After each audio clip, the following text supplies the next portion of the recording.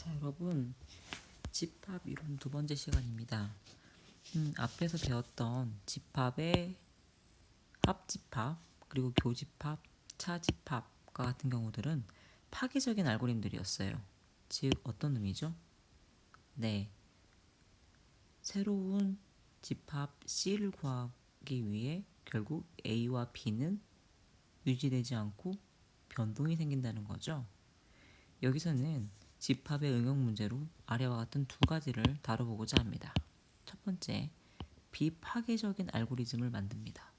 즉, 원래 주어졌던 A와 B의 집합이 파괴되지 않는 범위 내에서 합집합과 교집합을 어떻게 구할 수 있을 것인가에 대한 것과 정해진 범위가 있을 경우에 우리가 매핑 가능한 집합을 표현하는 형태가 무엇이 있는지에 대해서 알아보도록 하겠습니다.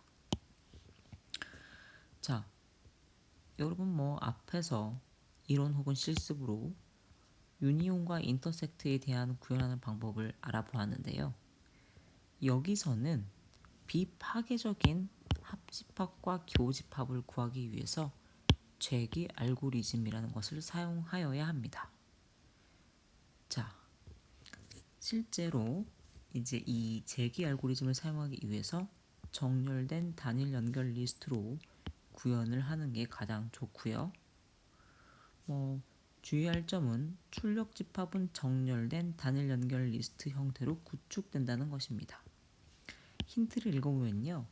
비재기 버전에서는 필드명에 대한 참조 없이 일반 메소드만을 사용했던 것과는 달리 여기서는 엘리먼트와 넥스트 필드를 직접 참조해도 무방하다라는 말이 있네요. 자, 핵심은 재기입니다. 비파괴적 구현을 위해서 재기라고 하는 함수를 사용할 건데요. 실제로 지금 앞에서 알아봤던 방문론과 가장 큰 차이는 그 주소를 다음번으로 넘기는 그 부분이 다음과 같이 유니온이라고 하는 함수를 호출하는 걸로 다 변경되었다는 거죠. 즉, 앞에서는요, 이 부분이 p는 p.next 이런 식이었어요. 잠깐 가서 볼게요. 합집합에 해당하니까 add하고 어떻게 보면 remove first였네요.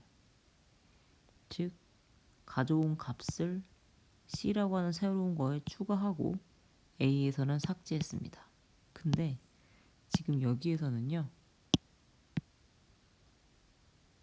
이렇게 앞에 거 예시는 B가, 그러니까 A가 비어있고 B만 남았을 때고요. 이 else if는 A가 공집합이고 B가 공집합이고 A가 남아있을 때, 여기가 이제 A, B 둘 다 남았을 때, 그 우리 앞에서도 이렇게 세 가지 케이스로 나눠봤잖아요. 보이세요? while문 잘 보세요. 2번, 3번, 4번 while문이 그런 상황이에요. 이렇게 둘 다 있을 때 B가 비었을 때 A가 비었을 때, 그와 같이 여기서도 이번에는 A가 비었을 때 B가 비었을 때 둘 다 비지 않았을 때 각각의 엘리먼트를 가져온 다음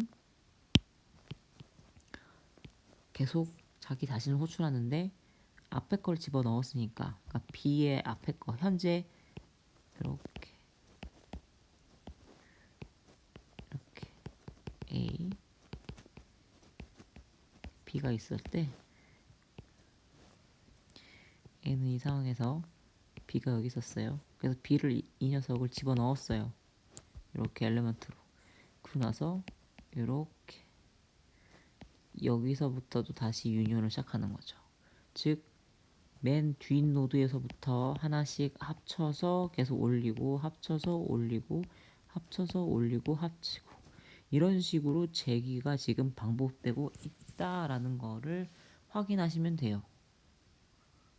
네, 재기는 결국 여러분들이 아시고 계신 것처럼 어떻게 된다? 베이스 케이스와 재기 케이스가 필요하다. 베이스 케이스 탈출 조건은 뭐다? 둘 다 그렇죠. 둘 다 비어 있을 때, 즉 둘 다 널일 때, 즉 이 소리는 뭐죠? 맨 마지막 노드에 도달했을 때 그 뜻이겠죠. 즉 우리가 이미 다 훑어가지고 A의 맨 마지막 노드와 B의 맨 마지막 노드에 도달했을 때면 더 이상 유니온이 아래 하부 항목으로 내려갈 수 없다는 거죠. 뭐 인터섹트도 마찬가지입니다, 여러분. 교수님이 오른쪽 거가 이제 이 인터섹트는 좀 복사해 놨어요, 미리. 요 케이스가 지금 여기 케이스에 해당이 되고 요 케이스가 여기 갔다가 여기입니다. 그리고 while문 3개였죠. 맨 위에 거가 둘 다 비어있지 않을 때, 밑에 3, 4번은 둘 중에 하나가 비어있을 때입니다. 결국 이 인터섹트도요, 앞에서의 유니온처럼 재기함수를 통해서 구할 때 베이스 케이스와 재기 케이스로 나누고요. 베이스 케이스는 둘 다 널일 때, 즉 다시 얘기하지만 노드의 맨 끝에 도달했을 때 라고 생각하면 됩니다. 이 재기는 항상 리컬시브하게 올라왔으니까요. 여기에서부터 이제 이 방향으로 올라간다고 생각하면 돼요. 이렇게 하나, 뭐 그 다음 또 넥스트에서 내려갔으니까요. 리턴 되면서 거꾸로 올라오면서 이렇게 2개 묶어서 뭐 그 다음 이렇게 3개 묶고 이런 식으로 반복되는 겁니다.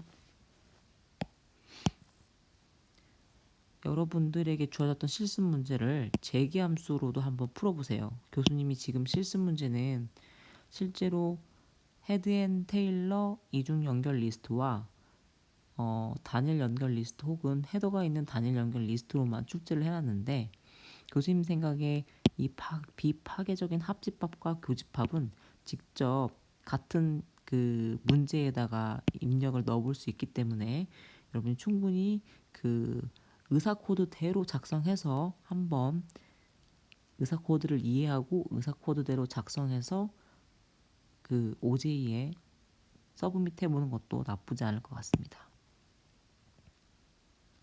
다음 응용 문제는 전수 범위로 매핑 가능한 집합이라는 건데요. 결국 이렇게 우리가 특정 범위로 이미 정해져 있는 것들이 있다고 봅시다. 정수 범위가 뭐 2007에서 2018이라고 하는 거를 뭐 hit과 dust로 이렇게 표현한다든지, 혹은 이미 뭐 1, 2, 3, 4, 5, 6, 7, 8, 9, 10, 11, 12월까지 있는 거를 각각 우리가 뭐 이 사람들이 각 이 월 중에서 3월달, 7월달, 8월달, 10월달, 12월달을 선택한 케이스, 뭐 성이라는 사람이 4월, 5월, 8월, 12월을 선택한 케이스를 어떻게 집합으로 표현할 것이냐에 대한 효율적인 방안에 대한 문제입니다. 범위가 정해져 있잖아요. 범위가 정해져 있기 때문에 우리는 비트 벡터를 쓰는 것이 가장 효율적입니다. 비트 벡터는 즉 논리 벡터라고 하는데요. 이 불리언 논리 벡터는 true가 1이고요. false가 0에 해당해요. 즉 1과 0으로 구성되어 있는 리스트, 그 리스트는 배열일 수도 있고 연결 리스트일 수도 있는데, 지금 아래의 그림은 배열 그림이죠. 살펴볼게요. 정수 범위가 0에서 11이에요. 아까 12개의 달이 있는 그 예시를, 즉 S1이라고 하는 거를 이렇게 한번 비트 벡터를 통해서 표현을 해봅시다. 0에서부터 11까지 있으니까요. 3월이니까 2, 즉 우리가 생각할 수 있는 3월달 마이너스 1 하면 돼요. 그래서 2가 1이 됐고요. 7월달이니까 6, 1, 8월달이니까 7, 10월달이니까 9, 12월달이니까 11이네요. 나머지는 다 0이고요. 즉 0은 선택되지 않은 거고요. 1이 바로 선택된 그 대상에 해당하는 겁니다. 밑에 있는 S2도 마찬가지로요. 여러분 다 뭐 누구나 다 이렇게 비트 벡터로 표현할 수 있겠죠. 즉 우리는 비트 벡터 표현법을 이용해서 좀 더 메모리 효율성이 좋고 알아보기 편한 방식의 표현법을 하나 배웠습니다. 자, 이렇게 해서 응용 문제까지 집합을 모두 다 알아봤고요. 여러분 블랙보드에 들어가시면 교수님이 문제를 올려놨습니다. 일단 문제를 보시는 곳은 여러분 평소에 들어가시는 곳에 가셔서요. 여기 집합의 실습 문제를 클릭하시면 교수님이 연결해 놨어요. 네 문제 올라가 있고요. 1, 2번이 같은 문제, 3, 4번이 같은 문제인데 주의하실 거는 1번은 앞서서 촬영했던 실습 동영상을 이용한, 즉 헤드 앤 트레일러 이중 연결 리스트를 이용해서 푸는 문제고요. 문제 2번은 1번과 같은 문제인데 단일 연결 리스트로 푸는 문제입니다. 3번과 4번도 같은 문제인데요. 3번은 헤드 앤 트레일러 이중 연결 리스트로 합집합과 교집합을 구하는 문제고요. 4번은 헤드 노드가 추가된 단일 연결 리스트를 이용해서 합집합과 교집합을 구하는 문제입니다. 자, 교수님이 앞선 동영상에서 헤드 앤 트레일러를 이용한 이중 연결 리스트로 집합의 다양한 요소들, 기본 컴포넌트와 합집합, 차집합, 교집합까지 구하는 거를 같이 해왔기 때문에 여러분들이 1번과 3번은 좀 편하게 접근할 수 있을 거라고 생각을 해요. 그리고 2번과 4번은 교수님이 직접 같이 코딩을 하지는 않았지만 이미 앞서 연결 리스트 부분에서 여러분들이 충분히 연습을 했다고 생각하기 때문에 앞서 배웠던 코딩을 이용해서 좀 변형하여 문제를 해결할 수 있을 거라고 생각합니다. 그러면 실습 문제까지 한번 잘 해결해 보시기를 바랄게요.